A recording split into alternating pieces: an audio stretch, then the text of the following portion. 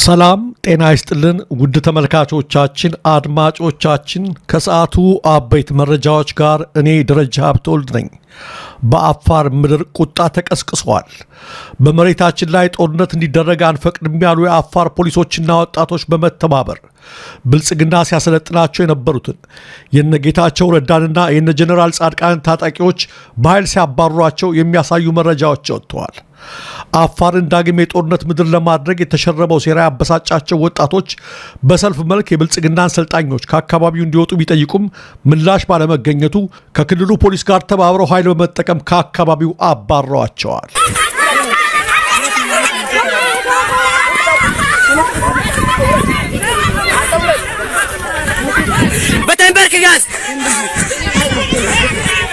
ይህን ተከትሎ በኢትዮጵያ የፌደራል መንግስት እንደሚደገፉ የሚነገርላቸው እነዚሁ የታጠቁት የነ ጀነራል ጻድቃን ኃይሎች በአፋር ክልል ክልበት ይረሱ በረሃሌ ወረዳ ቡሬ ተብላ በምትጠራ ቀበሌ ለመስፈር በዝግጅት ላይ እንዳሉ ከአካባቢው ሕዝብ ጋር ግጭት ውስጥ መግባታቸው ታውቋል።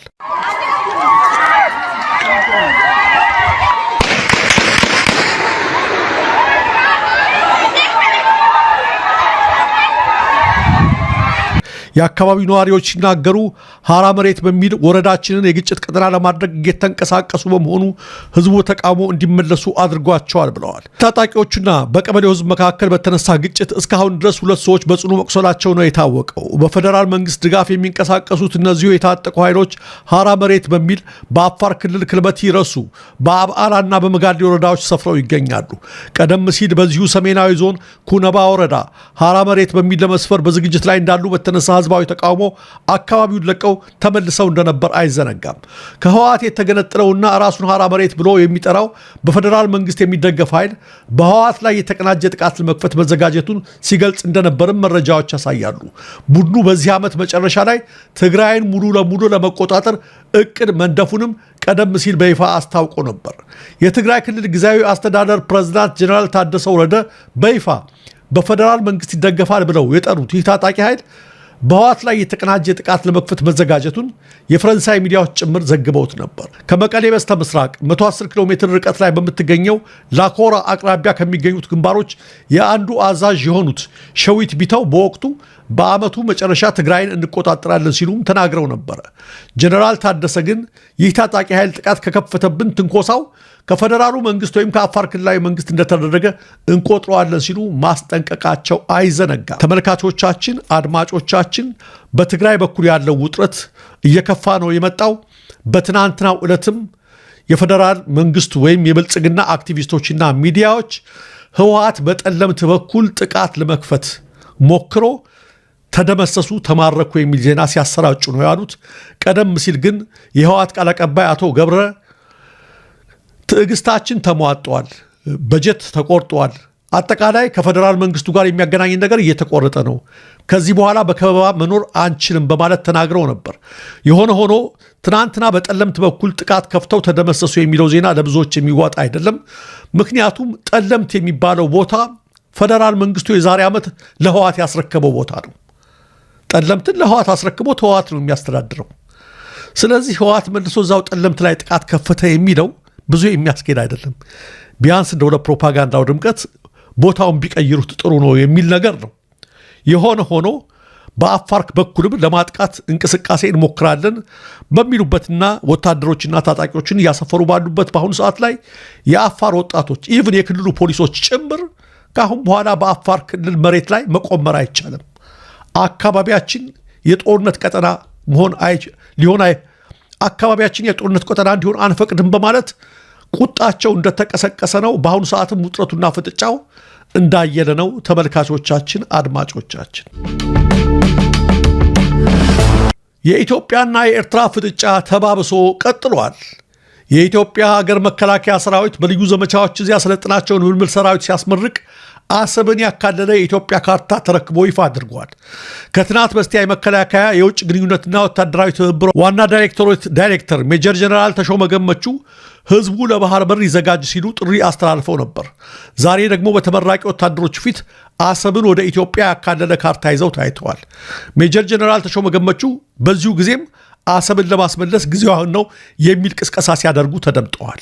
በሌላ በኩል ኢትዮጵያ በአሰብ በኩል በኃይል የባህር በር ለማግኘት እያደረገች ያለውን ጫና ለመክታት የመከላከያ ኃይሏን በማጠናከር ቀጠናዊ ተጽዕኖችን በመፍጠር ላይ መሆኗን ኤርትራ አስታውቃለች። የአገሪቱ ማስታወቂያ ሚኒስቴር ትናንት ለኤርትራ ሕዝብ በትግርኛ ቋንቋ ባሰራጨው ጽሑፍ ይህንኑ አቋሙን በአጽንኦት አስታውቋል።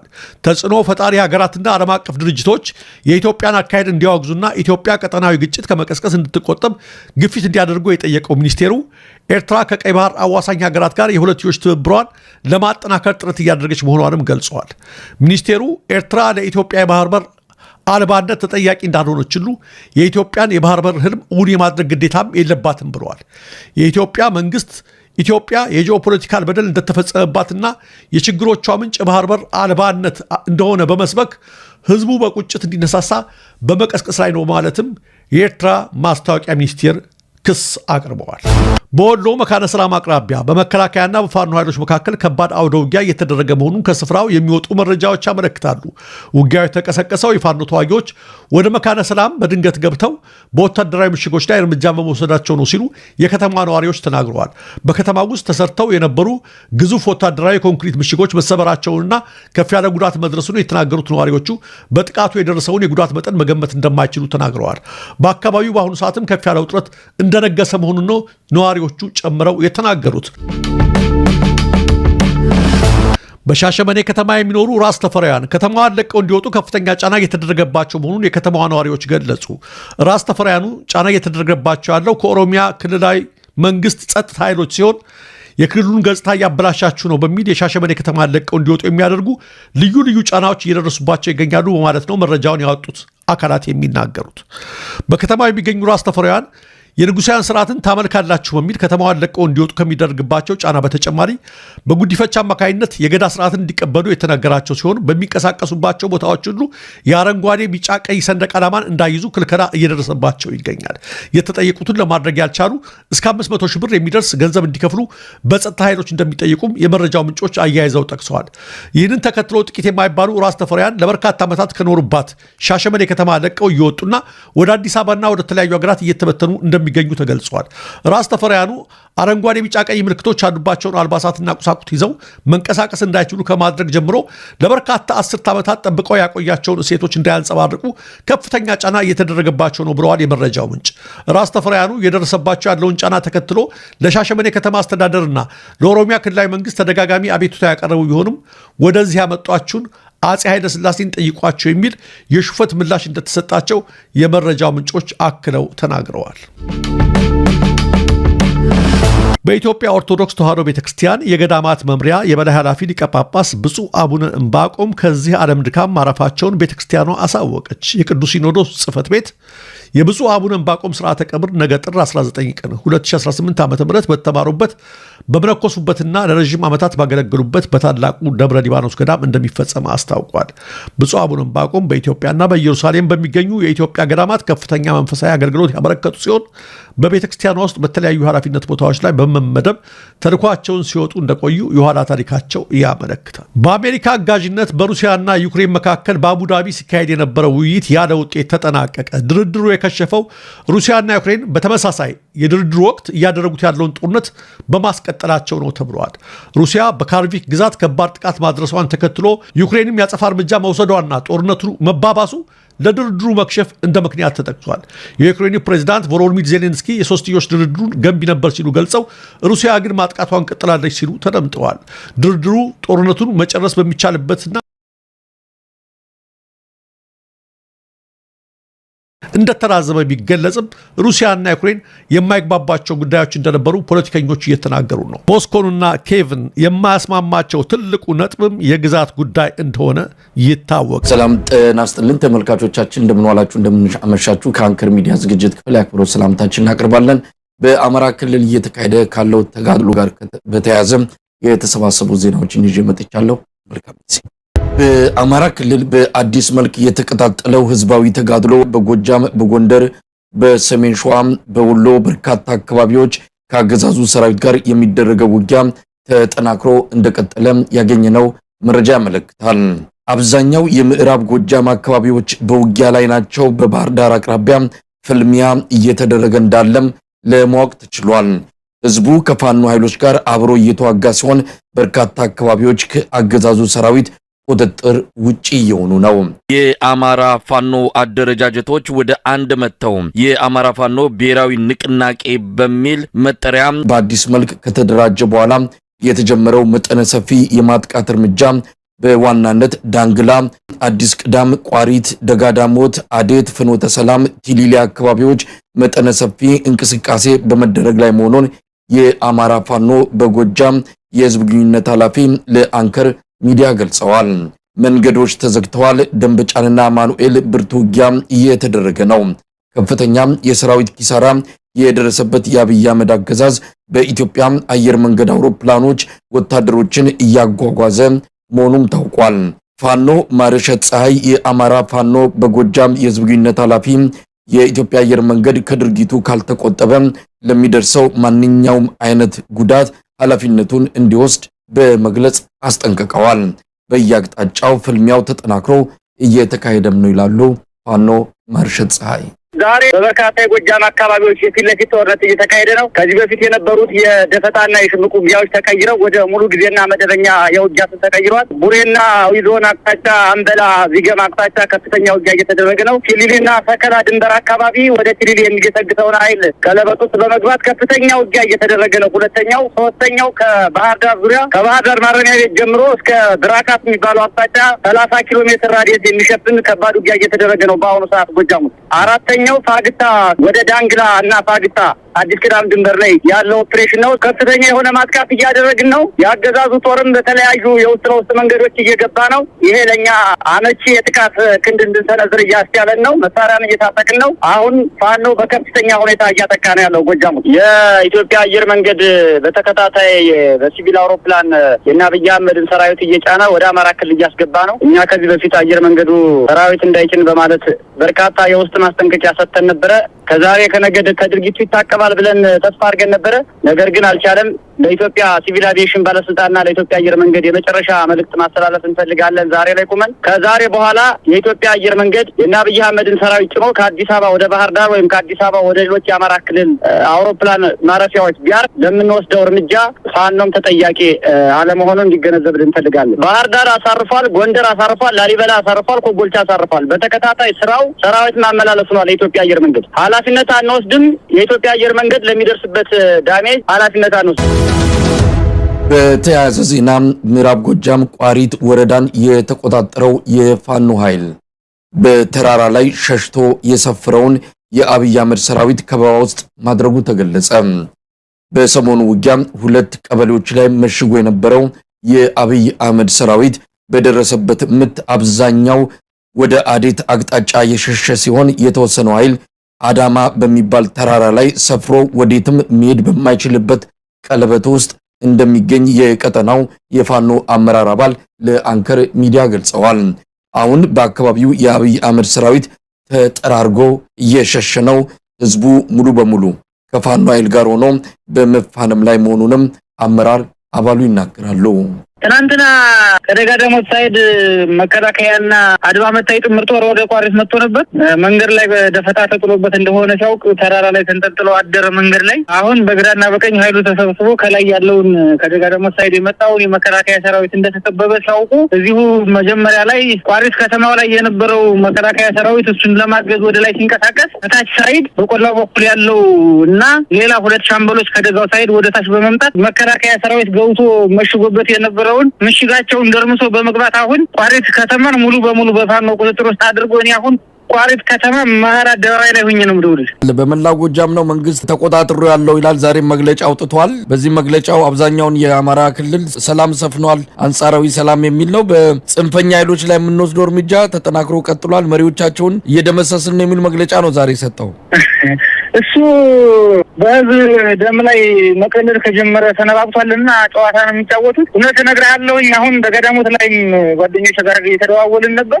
አድማ በታኝ ብሎ አስቀምጦ ሂዶ በግራ በቀኝ በኩል ሲመታ አንዴ ሌላ ተራራ አንዴ ሌላ ተራራ ምሽግ እንኳን ይዘው የማይችሉ ናቸው። ያም ሆነ ግን አሁን እነዛው ፕሮፓጋንዳ ለማሳካት ምልምል እያለ ከየከተማው አፍሶ ወስዶ በጥቅ እንኳን መተኮስ የማይችሉ እንቃቅላ ልጆችን ይዘው በመምጣቱ የኛ ማህበረሰብ ደግሞ ልጆቻችን ፖለቲካው እንኳን እንኳን ሳይገባቸው ታፍሰው የገቡ ልጆች ስለሆኑ ሰርጎ መረጃ ገብቶ እነሱን እንደማንነታቸው መረጃው እስኪደርሳቸው ድረስ እነዚህን ወጣቶች መደምሰስ የለብንም ብሎ ነው ማህበረሰቡ በትዕግስት እየጠበቃቸው ያለ እንጂ እነዚህ ልጆች ተዋግተው ጠላትን በሚሉት እነሱ በሚልኳቸው ልክ ድል ያደርጋሉ ተብሎ የሚጠበቅም አይደለም። ግን የኛ ማህበረሰብ ወደ ሰፊ ስለሆነ ምንም ያህል ከባድ መሳሪያ እየተኮሱ ኢኮኖሚካሊ ጉዳት የሚያደርሱ ቢሆንም መሬት ላይ ያለው ሀቅና ቶታሊ የማይገናኝ እንደሆነ መላ ማህበረሰቡ የተረዳው ሙሉ በሙሉ ውሸት እንደሚናገሩ ሙሉ የሚያውቀው ሀቅ ነው።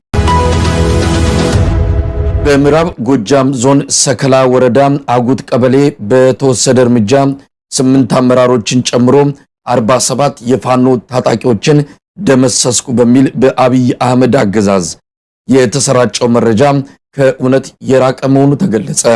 የሰከላ ወረዳ የፋኖ አመራር አባል ለአንከር ሚዲያ እንደገለጹት በስም የተዘረዘሩትና ተደምስሰዋል በሚል በአብይ አህመድ ሚዲያ የተጠቀሱት 5ቱ የፋኖ አመራሮች ስራቸው ላይ ይገኛሉ። ጥቃትም አልደረሰባቸውም፣ ፈጽሞ ሐሰተኛ የሆነ መረጃ ነው ብለዋል። በዚህ አካባቢ ያገዛዙ ሰራዊት እየተመታ በርካታ ኃይሉን እያጣ ነው የሚሉት አመራር አባሉ የተለመደው ያገዛዙ ማለቂያ የሌለው የውሸት ፕሮፓጋንዳ ነው ሲሉ ያጣጥሉታል። ተደመሰሱ የተባሉት አመራሮች በቅርቡ በቪዲዮ መግለጫ እንደሚሰጡም ይናገራሉ። በጣም የሚገርም እኮ ነው። በጣም የሚገርመው አሁን ስልካቸውን ማገናኘት ሁሉ ይቻላል። እንዲያው በቪዲዮ እናቀርባቸዋለን ብለን አብረውን ነው የነበሩት። ከዛ ተገደሉ ከተባለ በኋላ ወዲያው መረጃውን አየነውና እነሱ ጋር እየሳቅን ነበር። በጣም የሚገርም ነው። የሚገርመው 47 ንጹሃን ገድለናል ይላል። ግን 47 የሚሆን አይደለም ከ130 የሚደርስ ሰሞኑን ሬሳውን ተሸክሞ የሄደ ራሱ እንጂ ከፋኖ ምንም አይነት የተጎዳብን ሰው የለም። ንጹሃን ሰው አንድ 4 አካባቢ ንጹሃን ዝም ብለው ያሉትን ከፋኖ ዝርዝር ውስጥ የሌሉትን ዝም ብለው ስራ የሚሰሩትን እነሱም ብቻ ነው የገደለው። ሁሉም አመራሮች 5ቱ የተዘረዘሩት አንደኛ ሻምበል ዋሴ፣ ሁለተኛ ባዜ መኮንን፣ ሶስተኛ ባንቴ ኃይሌ፣ አራተኛ እንደሻው፣ አምስተኛ ደስ ይወለላው። በቃ እነዚህ 5ቱ አሉ። አንድም ሰው አልተጎዳም። እነዚህም ደግሞ በቅርቡ በቪዲዮ ይኸው አልሞትንም ብለው ደግሞ መግለጫ እንዲሰጡ ማድረግ እንችላለን። ሰሞኑን በምዕራብ ጎጃም ዞን ሰከላ ወረዳ አጉት ቀበሌ በተደረገ ውጊያ 8 የጽንፈኛውን አመራሮች ጨምሮ 47 አባላቱ ተደምስሷል የሚል ዜና ቀረበው። ይሄ በመከላከያ ሚኒስቴር ስር ባለ ማህበራዊ ሚዲያ ገጽ ላይ የወጣ ዜና ነው። አንድ አዛዥ ፎቶአቸው ይታያል። ስለዚህ የዜና ፈጽሞ ሐሰት ነው ማለት ነው። ፈጽሞ ምንም ሐሰት ነው። ሬሳውን ያነሳ ራሱ ነው። 8 አመራር ያለው አንድም አመራር አልሞተም። አንድም አመራር በሙሉ አሁን እኔ አጋጣሚ እዚሁ የፋኖ የጆን ብርጌድ የፖለቲካ ዘርፍ ኃላፊ ነኝ እኔ እና በሙሉ ጉዳዩን እንከታተላለን። ምንም አይነት የሞተብን አመራር የለም። የተጎዳ የሞተብን ፋኖ የለም። ቁስለኞች አሉ። ምንም የተደረገ ነገር የለም። ፈጽሞ ውሸት ነው። በቅርቡ እንዳለ 5ቱንም ይዘን ማቅረብ እንችላለን በመረጃ ቲቪ ወይም በእናንተ በአንከር ሚዲያ። በዚህ አጋጣሚ የምናገኝበት እድሉ ካለ ለሚዲያ የምናበቃቸው ይሆናል። ውሸት ነው ፈጽሞ። ያው በውሸት የታወቀ ነው። ነገ ሲያየው ምን ብሎ ምላሽ እንደሚሰጥና መከላከያ ጭራሽ ውሸታም መሆኑን ከህዝብ የወጣ መሆኑን ነገ እናሳየዋለን በተግባር። ሁሉም አመራሮች አሉ መሆኑን በቪዲዮ በተደገፈ እንትን ይኸው አለን ብለን የምናቀርባቸው መሆኑን አረጋግጥልሃለሁ። ከዚህ ቀደምም እንደዚሁ በሰሜን ሸዋ አንድ ስም ጠቅሰው አመራር ይዘናል ደምስሰናል ብለው የገለጹበት እንደዛ የሚባል አመራር በአካባቢው እንደሌለ ውሸቱ ከተጋለጠ በኋላ ከዛው ከፌስቡኩ ላይ ስሙን አንስተውታል፣ ኤዲት አድርገው አውጥተውታል። ምናልባት ይሄንንም የእናንተን መግለጫ ከሰሙ በኋላ ሊያስተካክሉት ይችሉ ይሆናል። ለምንድን ነው እንደዚህ አይነት ስሜት ውስጥ የገቡት? እንዲህ አይነት በሀገር ደረጃ እንዲህ አይነት የተሳሳተ መረጃ ለህዝብ የሚያቀርበው ለምንድን ነው ብላችሁ ታምናላችሁ? ይሄ በውሸት ማደናገሪያ ፕሮፓጋንዳ የሚያቀርቡ ዝም ብሎ ተወዝፈው እየተከፈላቸው የሚጽፉ ገጹ ላይ የሚያላግጡ ሰዎች መኖራቸውንና የሸዋ ላይ ያለውንም አጋጣሚ አይተነዋል። በጣም የሚገርም ቀልድ የሚቀልዱ የሚመስሉ ምን ብዬ መግለጽ እንደምችል ይከብደኛል። አንድም ነገር አሁን ይሄ 47 ብሎ ሲዋሽ 7 ሰው ቢለው ራሱ እኮ አይገልጽም። እነዛውም እኮ ዝም ብሎ ሱቅ ላይ ምናምን ያሉትን ጋሪ የሚነዱትን ንጹሃን 4 ሰው ብቻ ከመምታት የዘለለ ምንም እና ሆን ብሎ በፕሮፓጋንዳ ምናልባት ህዝቡን እያደናገረ ይሄው ሰከላ ላይ ያለውን ጽንፈኛ እንዲህ አድርጌ ደምስሻለሁ፣ ነገ ደግሞ በእናንተ በኩል መጥቼ ደመስሳለሁ ብሎ ሌላውን ሰው ለማስደንገጥና ይሄ ነገር እየከበደ መጣ ብሎ ህዝቡ ላይ የራሱን ፕሮፓጋንዳ ለመስራትና በውሸት ለማደናገር ነው የሚመስለው እንጂ ከዛ የዘለለ ምንም ማምጣት አይችልም። ሰሞኑን ድሮንም ወድቆ ነበረ። ሰሞኑ ቀኑን አላስታውስም። በዚህ ሳምንት ውስጥ ድሮን ጥሎ አንድ አንድም ፋኖ ሳይገድል ንጹህ አንድ ንጹህ ብቻ ገደለ 9 አቁስሏል ሰሞኑን ራሱ እና ያደረገ ያለው የአማራን ህዝብ በዚህ መንገድ መጨፍጨፍ እንጂ ምንም የሚሰራው ታምር የለም በድሮንም ቢሆን ፋኖ ማግኘት አይችልም ምናልባት ህዝቡ ላይ ንጹሃኑ ላይ ነው የሚጥለው ሰከላ ወረዳ ላይ ድሮን ጥሏል በዚህ አጋጣሚ መሳይ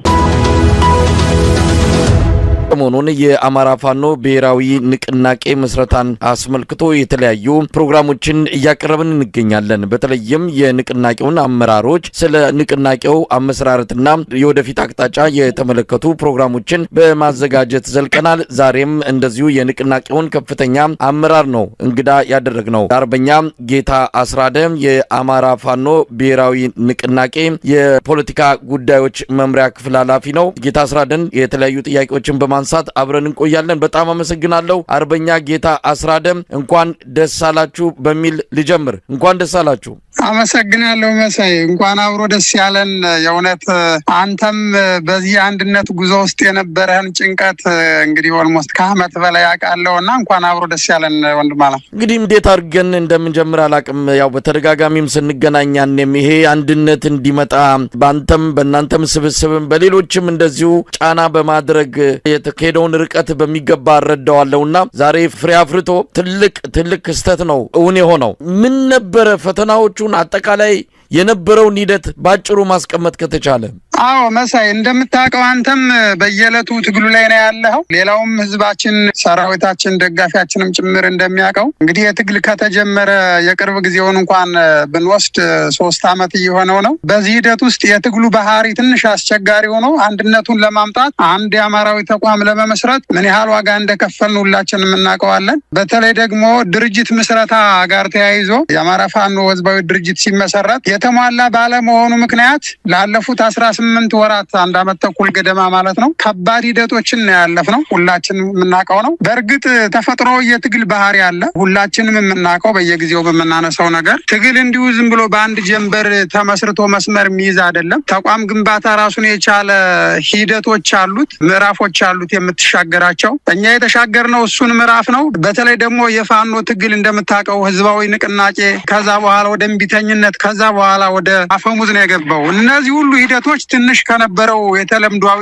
አካሄድ ወጣ ያሉ በመሆናቸው ብዙ ዋጋ ከፍለናል። አሁኑን ስናስበው ንጡን እርሺው ልጁን አንሺው የሚባለው ሆኖ ነው እንጂ ብዙ መስዋዕቶችን ከፍለናል። በዚህ ሂደት ውስጥ እንግዲህ በዚህ ዓመት የነበረው አንድነት ብዙዎቻችን በተናጥል መሄዳችን ምን ያህል ዋጋ እንዳስከፈለን በመረዳት በዚህም በዛም ያለው ወገን ቆም ብሎ በማሰብ በተለይ ደግሞ አመራሮች መሬት ላይ ያሉ የትግል መሪዎች ቆም ብለው በመረዳት ይህንን ታሪካዊ የሆነ አንድ ድርጅት እንዲወለድ ለማድረግ ተችሏል። ወንድሞቻችን በተለይ ከአፋድም ከአፋባህም የነበሩ የአንድነት አመቻች ኮሚቴዎች እንዲሁም በታዛቢነት የተመረጡ 7 ሽማግሌዎች ላለፉት 3 ወራት በጣም ብዙ ትዕግስትን፣ ጽናትን የሚጠይቅ ስራዎችን ነው ያለፍነው። በእርግጥ ሂደቱን በተመለከተ በእውነተኛነት የአንድነት ሂደት ሁሉንም ነገር በቅንነት በወንድማማችነትና በመተማመን መንፈስ ነው የተሰራ ብሎ መውሰድ ይቻላል። እንደምታውቀው ድርጅቶችን የምናዋሃደው በዛ ሂደት ውስጥ ደግሞ የቀጠናዎችን ውክልና ጉዳይ ታሳቢ ማድረግ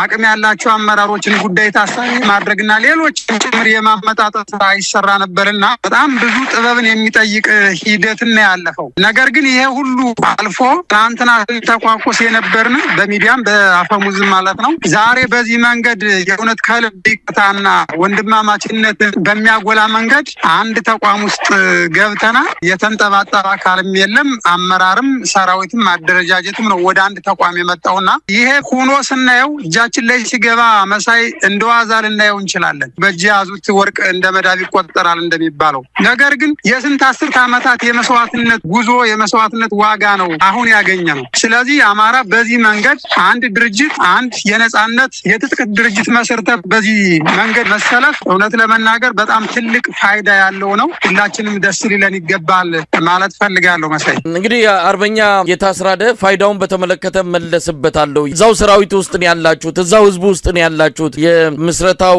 ብስራት እንደተሰማ በብዙ አካባቢዎች ደስታ ነበረ።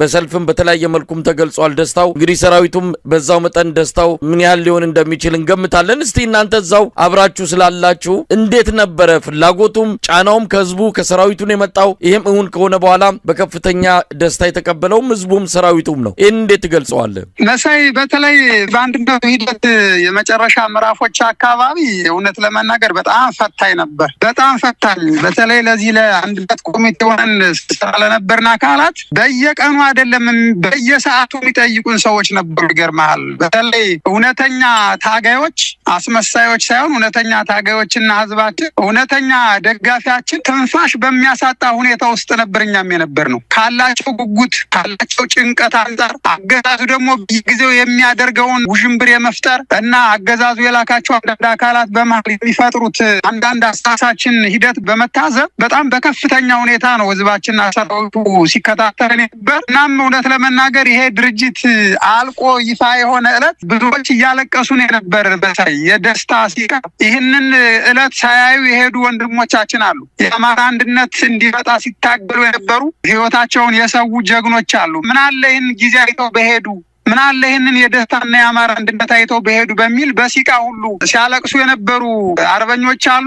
በጥንቶቹ ከደስታቸው የተነሳ በርካታ ጥይትን በየቦታው ሲተኩሱ ነው የነበረ፣ ችቦ ሲያበሩ ነው የነበረው። ህዝባችንም በየቦታው እንኳን ደስ ያላችሁ ለመቆጣጠሩ አቅቶኛል ስልኬን። ይገርምሃል በጣም ብዙ ጀግኖች አንገታቸውን ደፍተው ያሉ ሁሉ በድርክ ደስታቸውን የገለጹበት ነበርና ይሄ ራሱን የቻለ ሌላ በጣም ድራማቲክ የሆነ ሂደት ነው። ወደፊት እንግዲህ ሰፋ ባለ መድረክ ተቋማችን በህዝብ ግንኙነቱም በሌላውም መንገድ ያወጣዋል ብዬ አስባለሁ እና እጅግ በጣም ከምድር በላይ ለመናገር ቃላትም እስከሚያጠር ድረስ ነው የነበረው ደስታ። መሳይ አርበኛ ጌታ አስራደም የአማራ ፋኖ ብሔራዊ ንቅናቄ አንድ እንዲሆን የነበረውን ፍላጎት ጥረት ውጣውረድ በብዙ መንገድ በቅርበትም ስለምናቀው ሊመጣ የሚችለውንም ምክንያቱም እንዲህ አይነት ነገር ሲመጣ ምን ሊያመጣ እንደሚችል ይታወቃል። ከምንም በላይ ፋይዳው በትግሉ በፖለቲካና በወታደራዊ እንቅስቃሴዎቻችሁ በአጠቃላይ በአማራ ክልልም ሆነ በሀገር ደረጃ በምስራቅ አፍሪካ ቀጠናም ጭምር የዚህ ብሔራዊ ንቅናቄ መመስረት ብዙ ፋይዳዎች እንዳሉት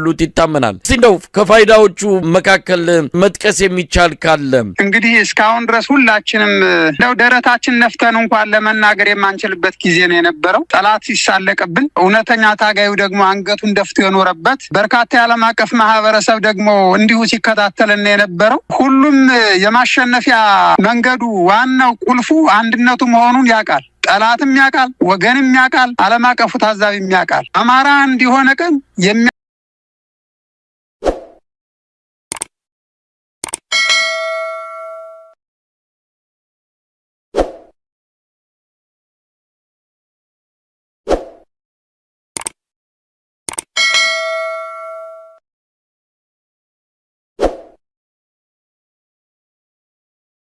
ዴቭ እና ዶክተሩ ተፋጠጡ። ዴቭ ለአዴ በጣም ምርጥ ስጦታ ሰጣት። ቤዛና ወንድማ ቁጥጥር ስር ይውላሉ። ሊሊ ማስታወስ ችላለች ማለት ነው። አሰላሙ አለይኩም ወራህመቱላሂ ወበረካቱ። የተወደዳችሁ የተከበራችሁ የቻናሌ ቤተሰቦች እዝነት፣ ሰላም፣ ፍቅር አይለያችሁ እያልኩኝ ውድ ኢትዮጵያውያን ኤርትራውያን ሰላማችሁ ይብዛልኝ። በየዓለም ዳርቻ ያላችሁ ብዝት ትርፍ በልን፣ ሀገራችን ሰላም ትሆንልን እያልኩኝ እንግዲህ ዛሬ እንደተለመደው ይዤላችሁ የመጣሁት ሰራተኛዋ አደይ ክፍል 186 ነው። ይዤላችሁ የመጣሁት አብራን እንፈተፍታለን ማለት ነው።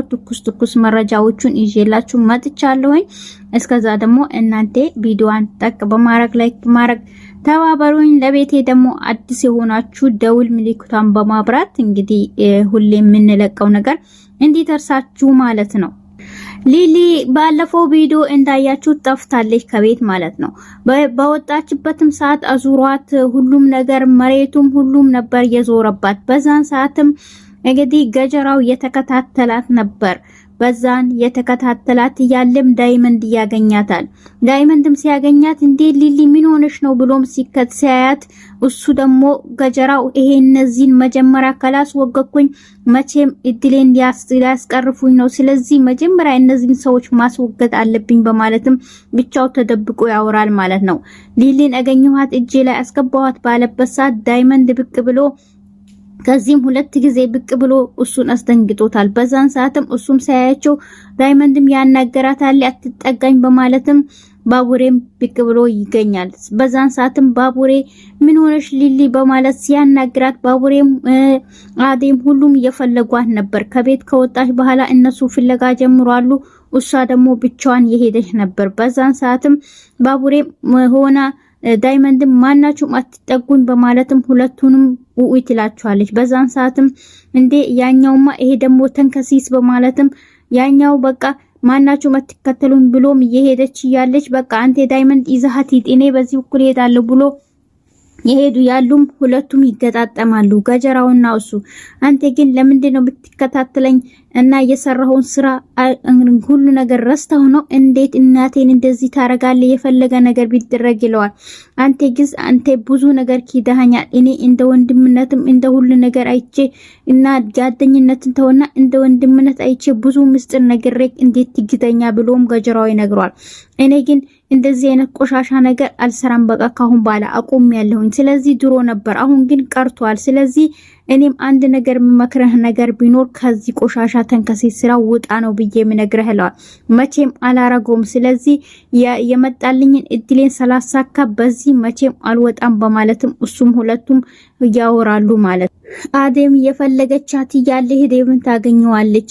ወይኔ ዴቭ ሊሊን አይተሃን ነበር ወይ በማለትም ሲነግሩ አላየኋትም እና ቤት ሆናለች ብሎም ሲነግራት አራየለችም ከቤት ነበረች ግን እንዴት እንደወጣች ራሱ ግራ ገብቶኛል። አሁን ስንፈልጋት ግን እቤት ምንም የለችም ትለዋለች። እና ልፈልጋት የት ነው የምትሄጂው ይላታል።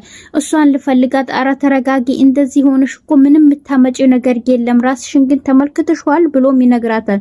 አራ እኔ ምን ላርገ በለህ ነው ግን ማመጣው ነገር የለም ግን ሊሊ እኔ ቢሆን እንደዚህ ቢሆን መቼም አጨክንም ብላም ትነግራለች። እና በቃ ተረጋጊ ማለት ብሎ እሱም ያረጋጋታል። እናም ደግሞ አብሮ ቁጭ ባሉበትም ሰዓት እሱም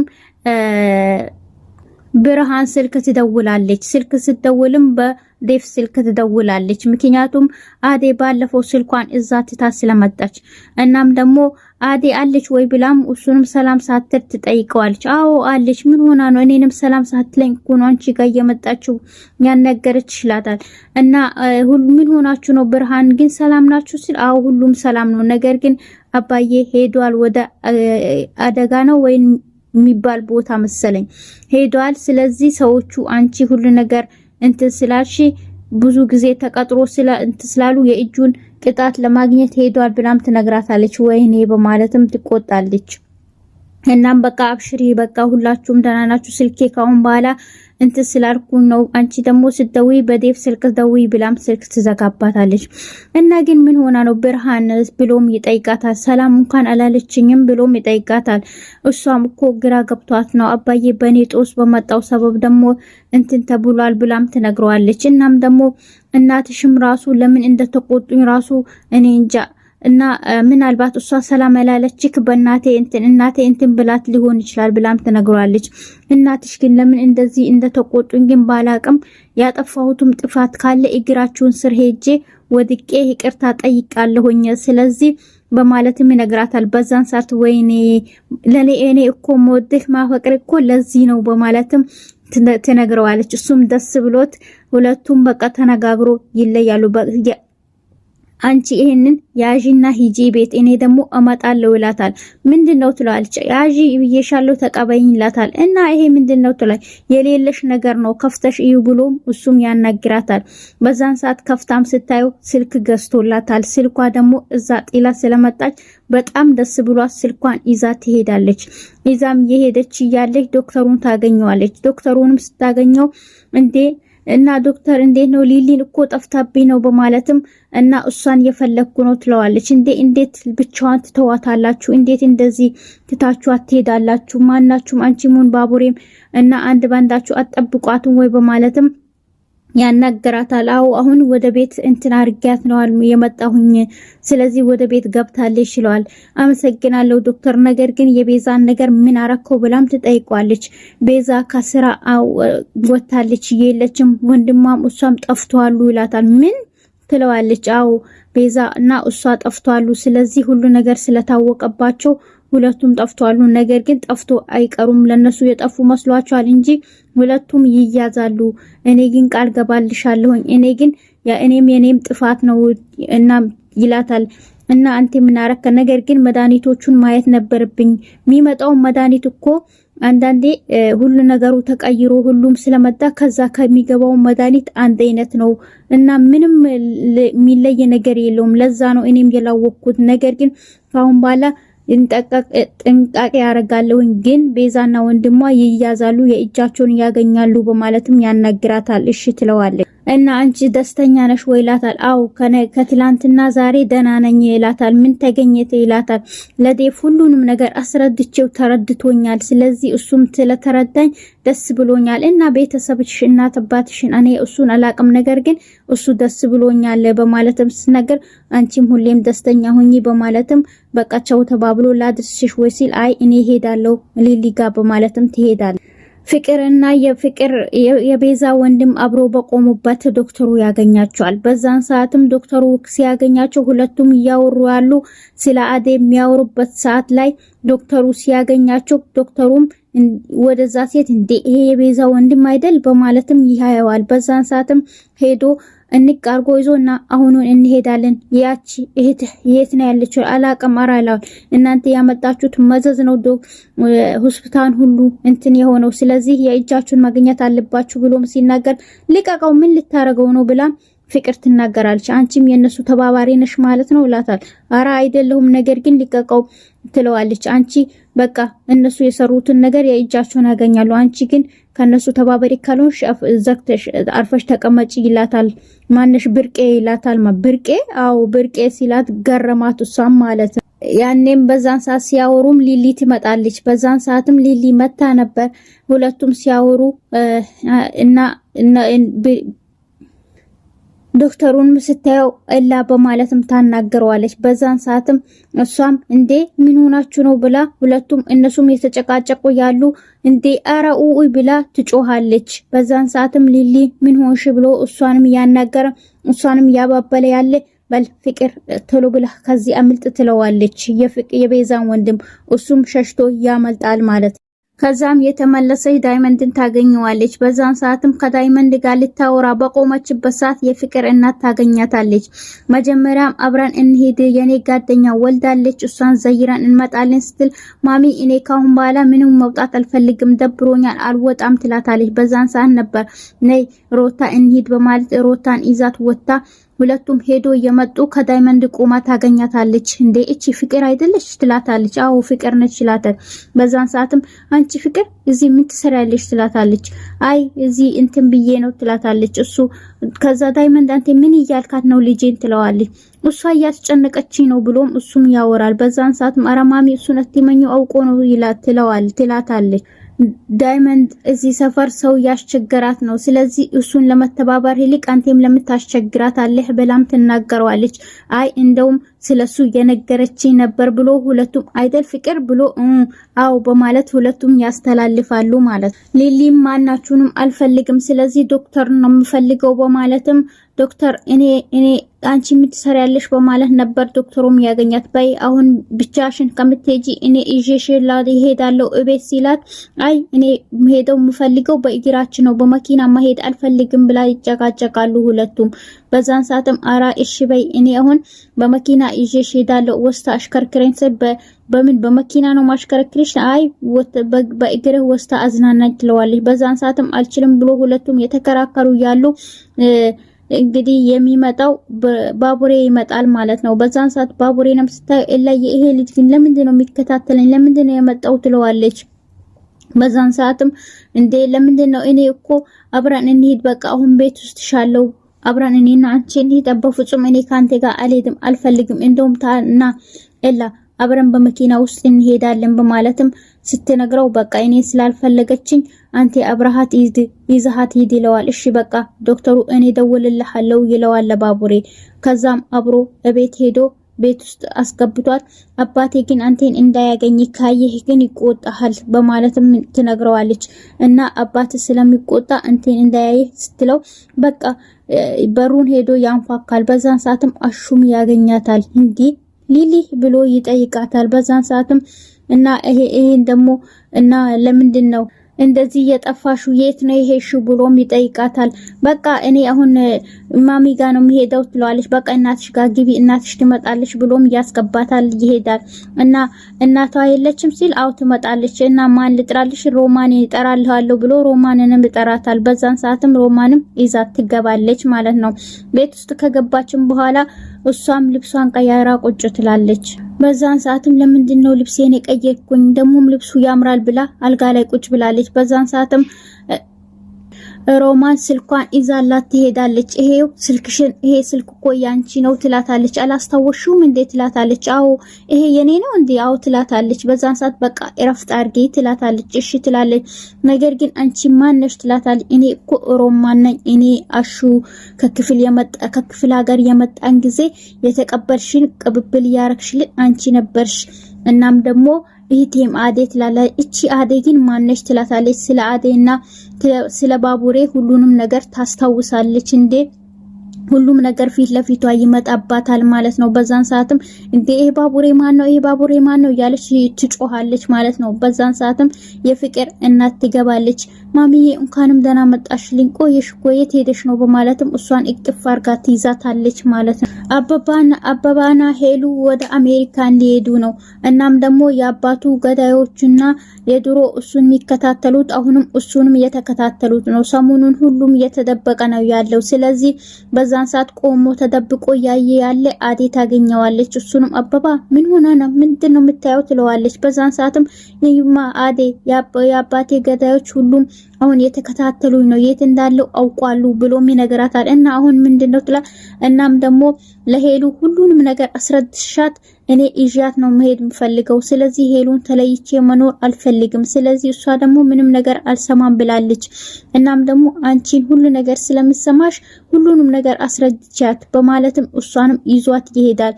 አብሮ ያወሩም ያሉ ይሄም ሰውዮ ፊት ለፊታቸው መጥቶ ይቆማል። በዛን ሰዓት አዴና እሱ ይደነግጣሉ ማለት ነው። እና ቀጣዩን ቪዲዮ ይዘን እንቀርባለን። ቤተሰብ እስከዛው ቪዲዮን ላይክ አድርጉ። ሰላም አለይኩም።